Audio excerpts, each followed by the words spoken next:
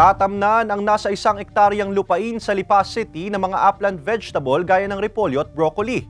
Nagbabalik sa report si Denise Abante.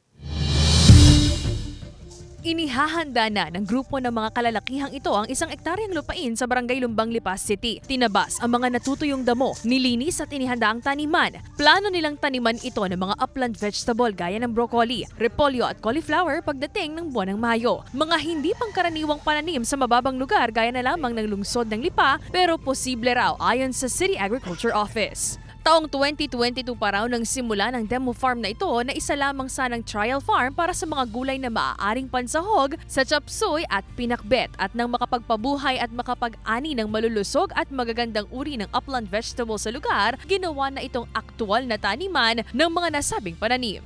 Increase din natin yung mga hindi ordinaryong tanim dito sa atin para bukod sa maitaas ang produksyon ay magkaroon naman tayo ng mga produkto na kung saan may mataas na value.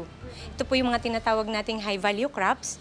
At the same time, ito naman ay makakatulong sa ating mga magsasaka para itaas yung kanilang income. Pero sa ngayon, ilang punla ng mga papaya ang itinanim ng mga kalalakihang ito na siyang panimulang pananim bago ang cropping season ng upland vegetables. At habang hindi pa raw kakayanin na makatanim ngayong nakararanas pa ng tagtuyot at pabago-bagong panahon, nakahanda ang mga training at seminar ng Lipa City Agriculture's Office para sa mga nais magtanim. Napakaganda kasi ang magiging benefit natin dito, we don't have to import or mag-ano tayo sa ibang, sa like Baguio.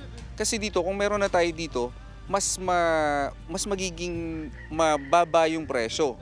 Kasi hindi na natin siya para angkatin pa. Kung meron na tayo dito, magkakaroon tayo ng sustainability. Para sa 52 anyos na si James, malaking bagay ang pagtatanim dahil may sariwang pagkain na may kita pa. Unang-una sa kalusugan natin, katulad ko, 52 anyos, na-exercise yung katawan ko, tapos nakakatulong pa kami sa barangay, sa mga tao. Yung aming mga itinatanim, naibebenta namin ng mura. So yung iba, naipapamigay pa namin.